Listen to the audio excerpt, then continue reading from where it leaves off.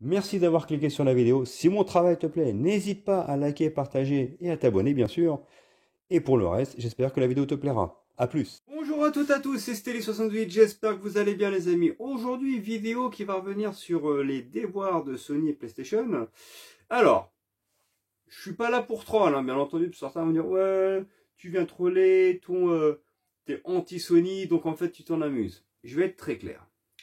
Ça fait des années, depuis quasiment le début de la chaîne, que je tire sur la sirène d'alarme et que je prédis plus ou moins ce qui va se passer chez Sony. Et c'est ce qui est en train de se passer là, d'accord? Je dis que les choses vont mal, que par rapport à la génération de PS4, sur cette génération de PS5, ils n'étaient pas prêts et ils ne font que prendre de mauvaises décisions, que ce soit sur le plan marketing et sur le plan en fait même des annonces en fait de la communication. Et souvent des trolls pro Sony, ouais, tu dis n'importe quoi, JC il dit pas ça, etc., etc. Les gars, vous suivez qui vous voulez, j'en ai rien à foutre. Sauf que la différence d'un mec qui dit ce que vous voulez entendre pour gagner des vues, pour que vous fassiez des dons, moi je suis pas comme ça. Moi je dis les choses telles qu'elles sont. Alors, le sujet de la vidéo, ce sera pas pour troll et pour en être content, parce que j'estime que justement, il faut de la concurrence pour que toutes les parties puissent justement se sublimer. Et ce que je vais dire sera douloureux à entendre pour certains. Certains vont dire que ne vont pas l'accepter, mais c'est juste une constatation et je suis loin d'en être content. Je vous en parle tout de suite. C'est parti.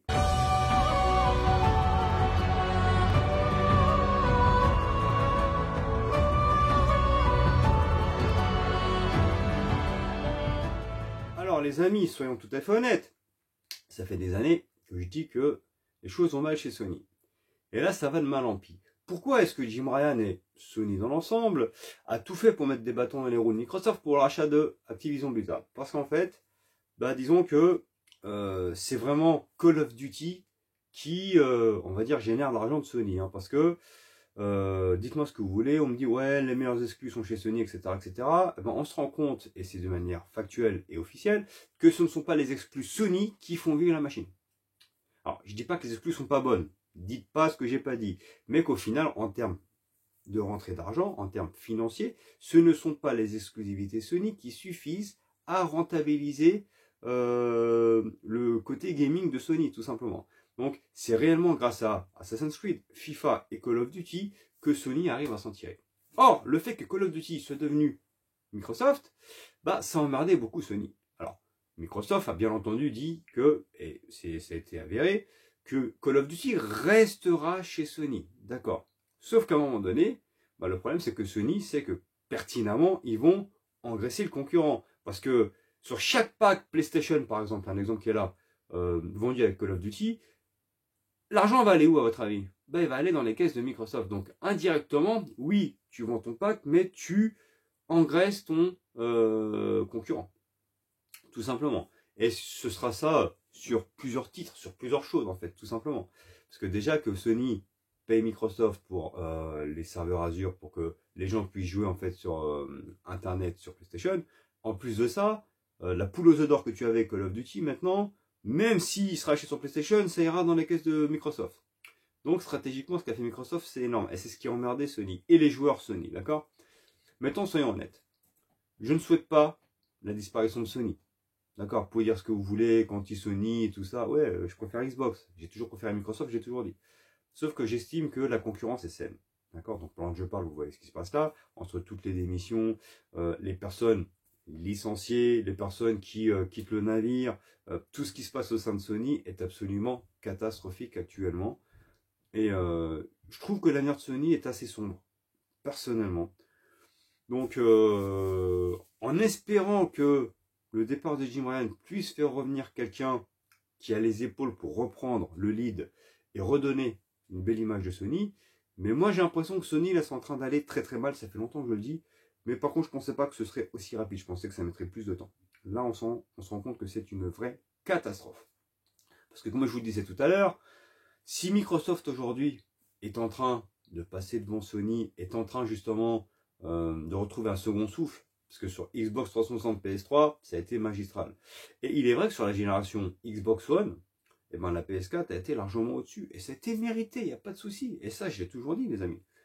Aujourd'hui, Phil Spencer, qui est un gars qui en a là-dedans, a une vraie ligne de conduite sur ce que doit faire Microsoft. Et au final, on se rend compte que Microsoft, en termes de communication, en termes de marketing, en termes de décision, c'est réfléchi et c'est vraiment carré. Là où Sony, en fait, il navigue à vue, ils prennent des décisions un peu à la hâte sans réfléchir. Et on se rend compte là des conséquences. Bien sûr que la PlayStation 5 se vend, parce qu'il y avait l'aura de la PS4. Mais on se rend compte aussi que beaucoup sont déçus de l'avoir acheté ou certains la revendent.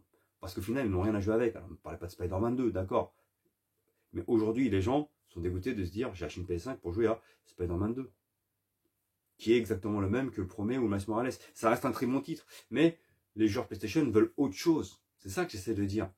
Et on se rend compte que la ligne de conduite de PlayStation est assez vague en fait. Tout ça est assez flou. Et moi, comme je vous le disais, je ne souhaite pas la disparition de PlayStation. Parce que si aujourd'hui Microsoft en est là, en ayant racheté Bethesda, en essayant de passer devant Sony, en ayant racheté Activision Blizzard pour essayer de surpasser Sony, bah c'est peut-être parce que Sony était devant.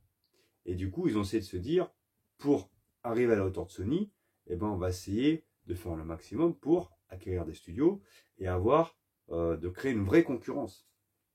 Et le problème, c'est qu'aujourd'hui, Sony n'a plus les épaules pour contrer Microsoft. Parce que certains parlent pour rigoler, lol, enfin genre, ça me fait rigoler. Il n'y a qu'un rachat comme Take-Two qui pourrait sauver Sony. Mais Sony n'a jamais l'argent pour acheter Take-Two en fait. Et puis Take-Two n'a pas besoin de vendre à Sony en fait. Ils n'ont pas besoin du tout. Pour quelle raison Take-Two serait racheté par Sony? Ils n'en ont pas besoin. Donc effectivement, Sony a un avenir extrêmement trouble. Et ce qui se passe au sein du studio est assez inquiétant, soyons tout à fait honnêtes. Et aujourd'hui, on se rend compte que le move il est du côté d'Xbox, tout simplement. Entre tous les jeux qui arrivent Day One Game Pass, même des jeux d'éditeurs tiers, comme il y a eu Pactel Innocent, Requiem l'année dernière, Lies of P en l'occurrence. Ce sont des jeux qui sont arrivés Day One Game Pass. Et aujourd'hui, le service PlayStation n'a pas la possibilité d'offrir ce genre de contenu, tout simplement. Donc, quel sera l'avenir de Sony? Je sais pas. Sur cette génération, la PS5 se vend encore. Mais le vent est en train de tourner et que beaucoup de personnes sont en train d'acquérir quand même des Xbox Series X. Et on se rend compte que le Game Pass est quand même quelque chose d'extrêmement appréciable. Et ouais, j'ai peur que Sony nous fasse une Sega, pour être tout à fait honnête. Et c'est pas ce que je souhaite, parce que si Microsoft est le seul leader du marché, bah ce sera pas bon pour nous les joueurs. Tout simplement. Mais force est de constater que j'avais raison depuis le début, que Sony, je disais, ouais, vous allez voir, c'est pas terrible, ils sont en train de pas aller droit dans le mur. J'avais raison, on me traitait de fou, on me traitait de taré, d'anti-Sony, qui a une rage pas possible, alors qu'en fait non, il suffit juste d'être clairvoyant et de voir les choses venir. Malheureusement, c'est en train d'arriver, et je trouve que c'est dommageable pour nous les joueurs. Voilà, ciao.